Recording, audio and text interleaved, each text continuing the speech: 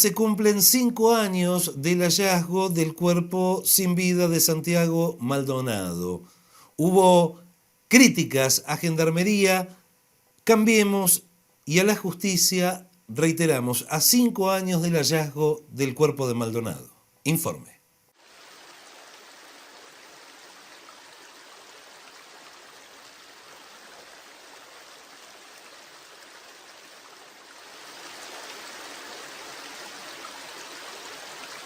No sé cuánto es el duelo real en realidad de todo. Y yo pensaba que en algún momento terminaba. Y van 5 años y no se termina. Por el contrario, es como que se empiezan a ramificar distintos caminos y te va llevando para otro lado. Pero otro lado de lo que hacía, como que mi trabajo y todo lo veo como que de otra vida. A veces es difícil entenderlo y ver en qué camino seguir, o sea, cómo hacer para convivir con esto. Y pasó 1 año, pasaron 2, pasaron 3, y estamos a 5 años y ya entiendo que esto va a ser muy largo y no se va a terminar nunca.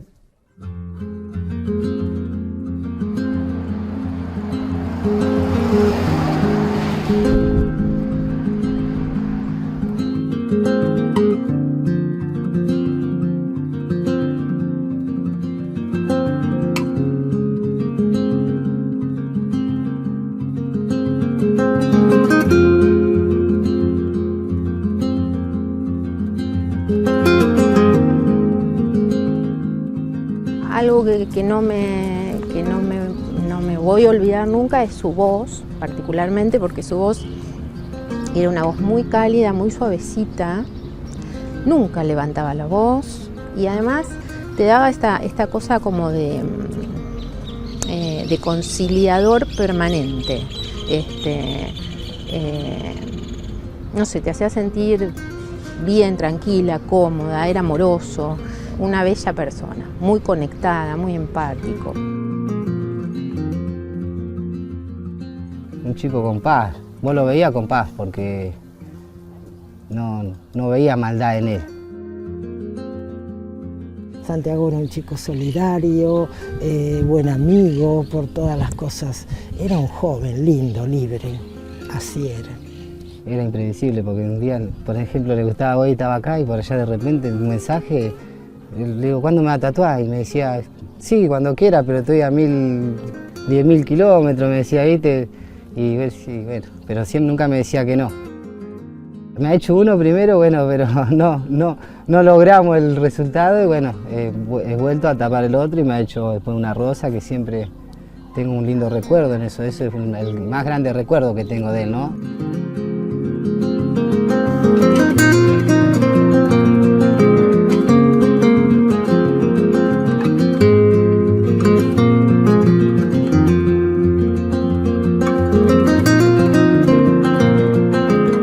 Los murales de Santiago expresan su pensamiento, expresan lo que es Santiago.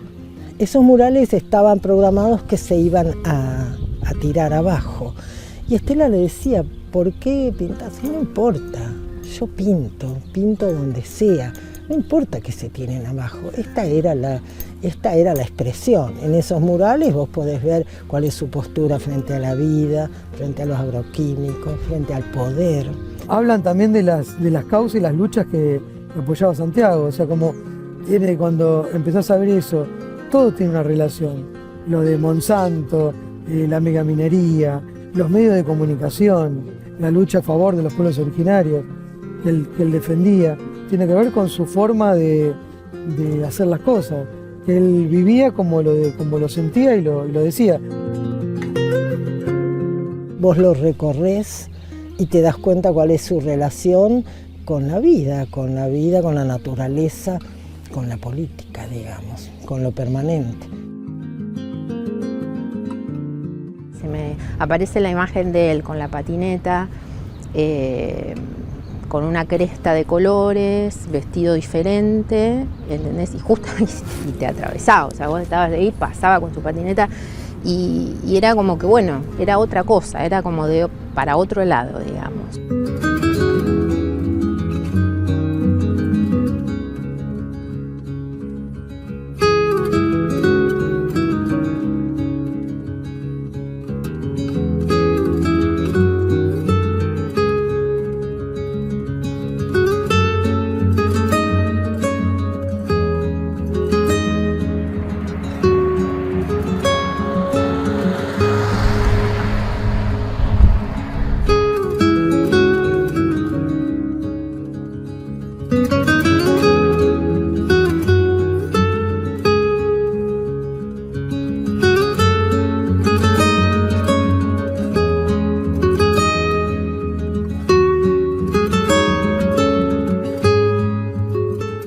tratábamos como compañero, armaba acá justo enfrente mío. Él no era artesano, él mostraba, exhibía los tatuajes que hacía y ofrecía eso a la gente, a la gente que pasaba. Lleno de rasta, de tatuaje, parchando en la feria con dibujitos que hacía con lápiz. Era de esos tipos de personajes, truqueando tatuaje por comida, iba a los locales a limpiar los vidrios por una bolsa de papa, una bolsa de cebolla. Era una persona, como muchos de los que llegan al Bolsón, con ganas de conocer, de vivir nuevas experiencias, de conocer gente, era abierto, era solidario, era una persona generosa. Y esta solidaridad y este compromiso que tenía con algunas cosas lo llevó, como a mucha gente, a presentarse y apoyar lo que había sucedido allá en la toma de tierras ahí en Leleque.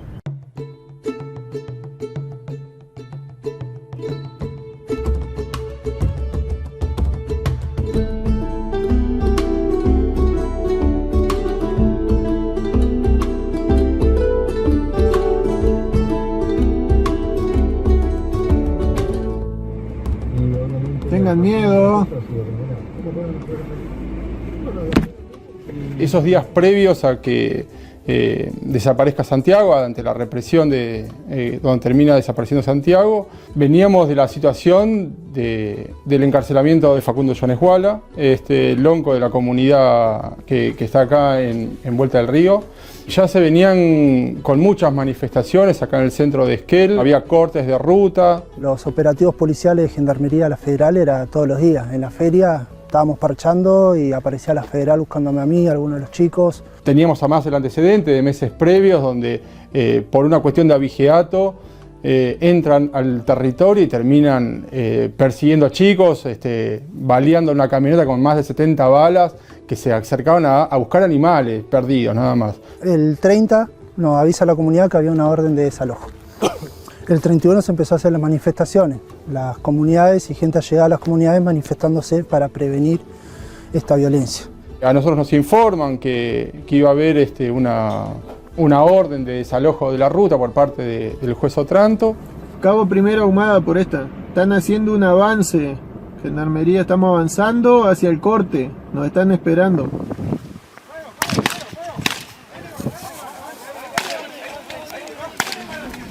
Hay alrededor de 10 personas, están tirando piedras, ya empezaron. Tenemos 3 a los costados y 5 de frente. Estamos haciendo fuego de escopeta y ahí avanzamos. Mi prefere. ¡Vamos, señores, avancen! Si se abre, entro con la camioneta.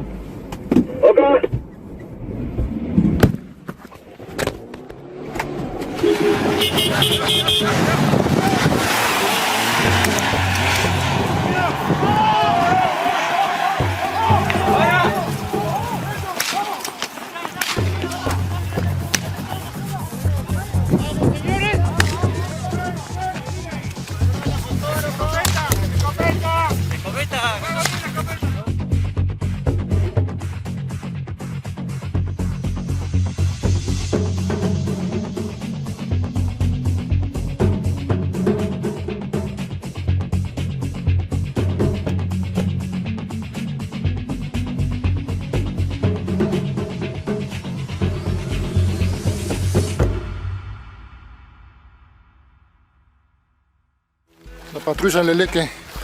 ¿Y cómo estuvo el procedimiento? Agitador. Agitador, muy agitado. Cansado, pero vale la pena.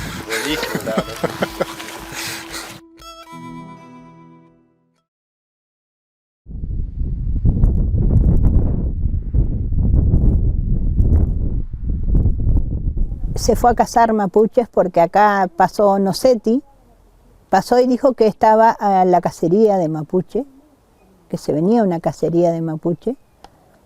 Al otro día desaparecen el cuerpo de Santiago. Cuando nosotros con el grupo APDH podemos llegar hasta la LOF, es justo el momento donde Gendarmería se retiraba. La orden de Gendarmería era desalojar la ruta estrictamente. Ellos no tenían por qué meterse a la comunidad. No solo ingresan a la comunidad, sino que empiezan a prender fuego sus viviendas, hasta juguetes, la ropa, carpas, o sea, herramientas. Acá hay que quemarle toda la casa. Hay que patearle todo. Los chicos de la comunidad empiezan a volver a juntarse en ese portón, en esa entrada, y ahí nos empiezan a comentar que faltaba uno de los chicos. Se da en un marco en el cual interviene una fuerza federal, que es el primer caso de una desaparición forzada en donde participa una fuerza federal y es avalada por el propio gobierno. Nadie se atrevió a tanto, digamos, ¿no? En todo lo que tiene que ver con la cantidad de desaparecidos que hay en democracia y desaparecidas, y que también no se los toma en cuenta. Cuando nosotros volvemos a Esquel empezamos a hacer la recorrida por las comisarías.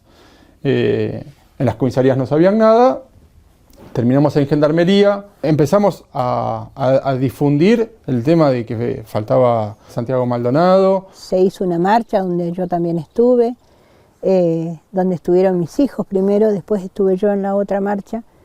Ahí se acercan al hermano y le dicen que era Santiago Maldonado, que el mismo hermano no lo creía en ese momento. Y bueno, ahí empieza, creo que, el padecimiento de esa madre, de esa familia, de poder encontrarlo.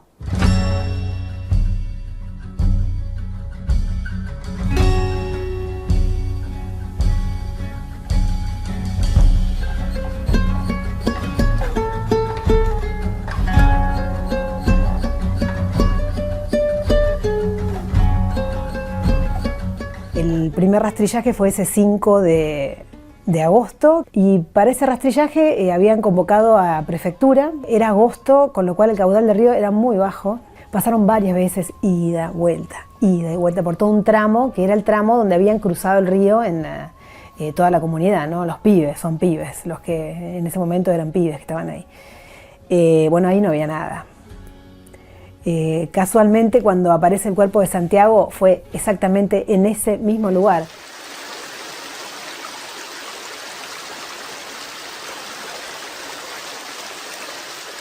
El río Chubut va desde la cordillera y desagota en el Atlántico, es enorme. Y todo sucedió en 200 metros de río. La represión, la desaparición, la aparición del cuerpo, los rastrillajes, todo fue en un sector del río. Durante ese recorrido se encuentra una gorra de Santiago, una boina blanca, y dicen, esta era la gorra de Santiago. Encuentran esa gorra, entre paréntesis, había infinidad de vainas de balas, ¿no? Y le dan a los perros de oler esa boina, y los perros ahí arrancan a hacer un recorrido. Y el recorrido de los perros termina en el río. Los perros, en cierta medida, avalan lo que los chicos de la comunidad dijeron en ese momento, que fue cruzamos por acá. En esa primera semana también vandalizaron una antena de Movistar. Esa vandalización de esa antena tenía que ver con que estaban ocultando algo. ¿Dónde estaban ciertos celulares ese día, no? Y bueno, esas pruebas se perdieron.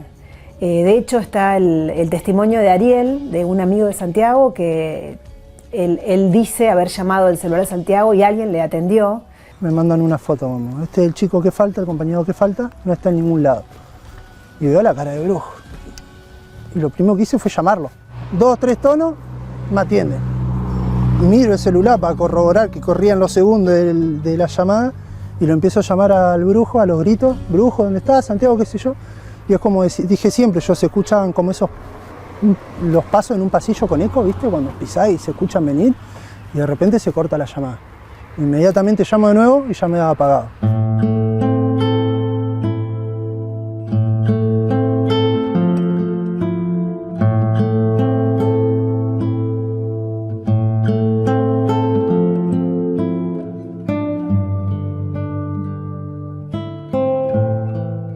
Pasa en ese contexto, en una recuperación de tierras, en el territorio de un extranjero que es un italiano llamado Benetton, que tiene 1 millón de hectáreas de campo, y ahí es donde se empieza a visibilizar todo esto del poder de los terratenientes. Hubo encuentros de la sociedad rural de nuestra región, en la cual hubo discursos muy encendidos en contra del problema mapuche. Si la ley 26.160 se cumplieran, y acá hay tierras fiscales y hay espacio para todos, estos conflictos no existirían. Con el caso Jones Walla, lo poco que se había avanzado a nivel nacional con respecto a esa restitución de tierras, los expedientes de reclamo y la solución que el Estado debía dar, quedó todo parado, quedó militarizada la zona y quedó todo estancado directamente. Nunca antes se ha dado la discusión en Argentina de qué hacer con las comunidades originarias.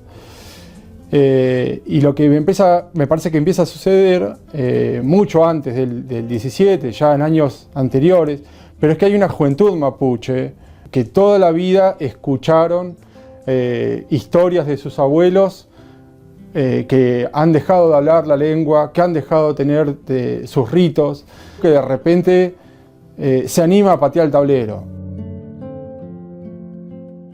Ser mapuche es ser parte de un todo. Un todo sería la tierra, la Mapu. Y en ella está todo encerrado. Todo lo que tiene vida, las piedras, la tierra en sí, animales, insectos, todo. Con ella convivimos, con ella vivimos, con ella nos sustentamos y eso es ser mapuche. El pueblo mapuche tehuelche está viviendo un proceso de recuperación cultural. Lo está asumiendo en la recuperación de su lengua, en la recuperación de sus territorios, en la recuperación de su ancestralidad, de sus comportamientos ancestrales. Es un proceso que, como cualquier pueblo del mundo, tiene derecho a hacerlo, ¿sí? Si ese comportamiento y ese proceso que está haciendo entra en conflicto con el statu quo dado por el Estado argentino, bueno, habrá que discutir. El miedo no lo tenemos porque nos quitaron eso también. Cuando arremetieron contra nuestros antepasados también eso es doloroso y sigue estando ese dolor. Hay mucha gente que le quitaron los apellidos, que le quitaron la identidad y ese es un genocidio que se cometió y que hasta el día de hoy no hay una revisión histórica para que haya una reparación.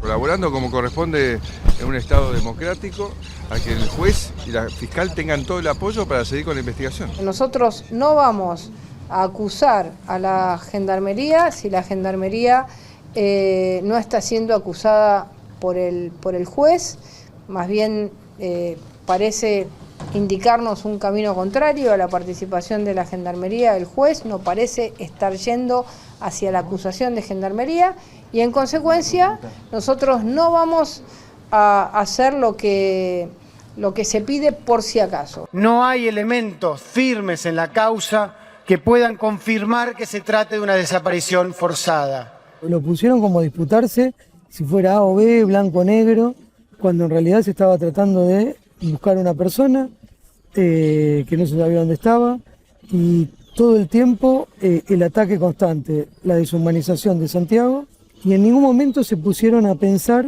el dolor de una familia, de amigos, de que Santiago no estaba, de dónde estaría.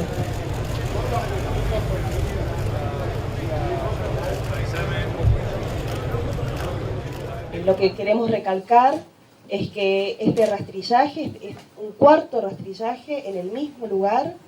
No tenemos explicaciones, no tenemos ninguna explicación a la fecha, ahora, de por qué los otros resultados dieron negativo.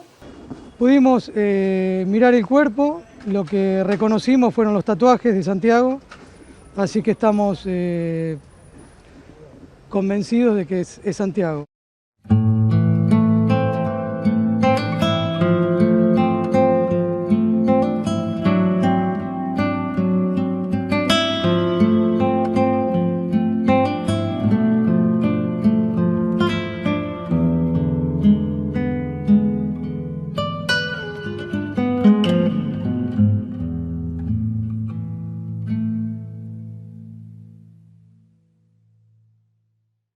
La causa de muerte de quien había sido identificado como la persona hallada en el río Chubut el día 17 de octubre.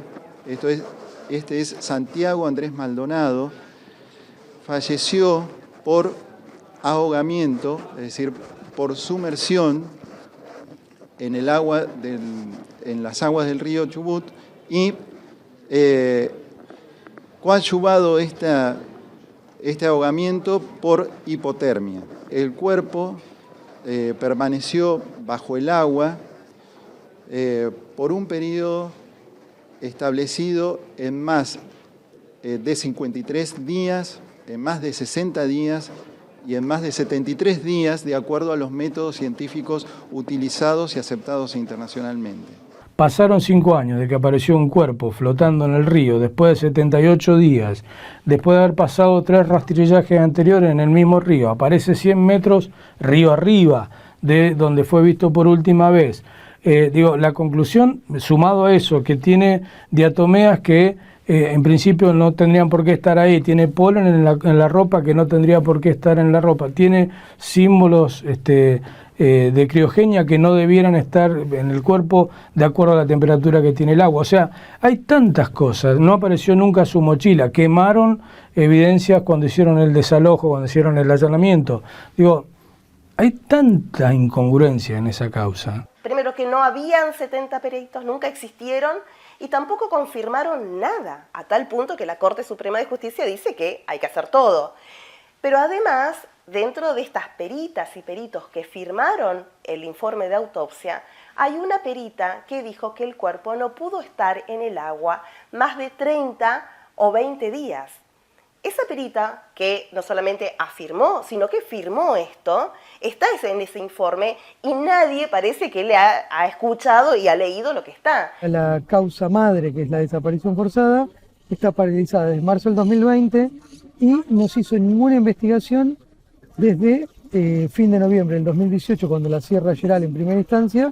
Desde ahí hasta la fecha que venimos sin nada. Ni siquiera se hizo una reconstrucción de lo que pasó aquí el 1 de agosto.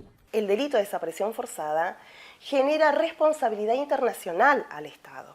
Por eso el Estado debe hacer el mayor de los esfuerzos para hacer esta investigación y además para garantizar la vida y la integridad física y psíquica, no solamente de los familiares, sino de todas las personas que son testigos y también de aquellos defensores y defensoras que trabajamos en el caso.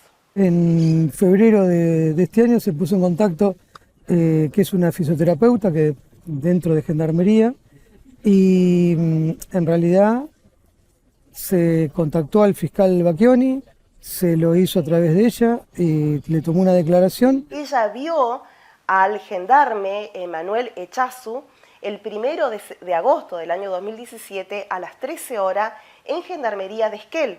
Esto tira por la borda, esto sí que se tira por la ventana, la construcción que se hizo del acta que firmó Echazu a las 13:30 a 100 kilómetros de Gendarmería de Esquel. Todas las personas que nombra ella tendrían que dar muchas explicaciones de qué pasó con Santiago, y que justamente ella afirma que lo tuvieron en la estancia de Benetton, en donde funciona un destacamento de escuadrón de Gendarmería, y donde hay, que es un puesto que hay, y donde ahí lo tenían para ir quitándole o extrayéndole información.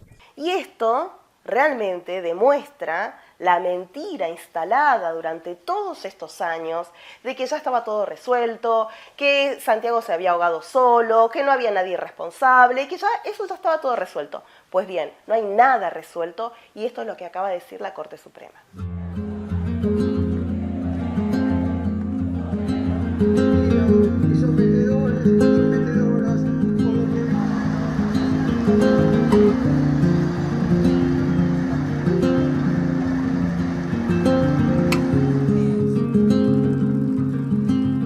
La gente se identificaba porque Santiago pedía por la vida, Santiago pedía por los derechos, Santiago pedía por la no explotación, por la naturaleza. Bueno, se convierte en bandera, eso es lo que yo le decía a los padres. Y bueno, nuestros hijos dicen que se convierte en semilla.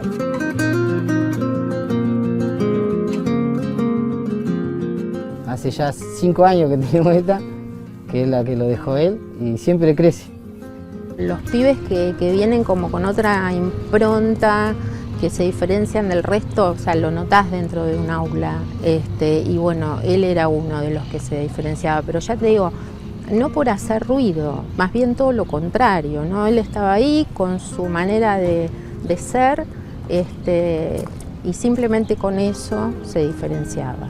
Es esa sensación de impotencia, de desprotección, que el Estado es quien tiene que defender los derechos de sus ciudadanos y usa sus propias fuerzas para atacar a sus ciudadanos y no pasa nada. Ojalá que no tenga que acompañar ninguna lucha de desaparición forzada, pero lamentablemente va a seguir sucediendo, porque cuando no se investigan, como el caso de Santiago y todos los que vinieron después y los que estaban de antes, desgraciadamente vamos a tener, porque es una... la impunidad genera eso, o sea, que se sigan reiterando los hechos. En la calle hay mucho afecto, es más genuino. A veces nos dejamos llevar por las redes sociales, pero la verdadera historia es en las calles.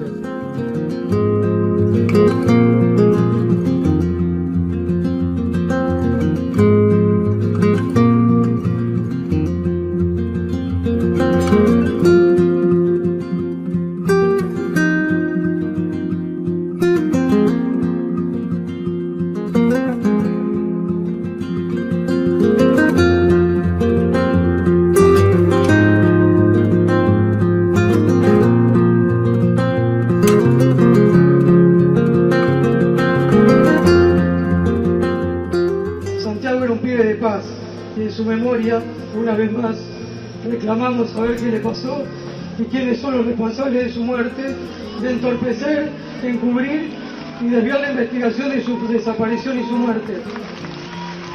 Hoy y cada día seguiremos firmes pidiendo justicia por vos, solo así podrás y podremos descansar en paz. Justicia por Santiago.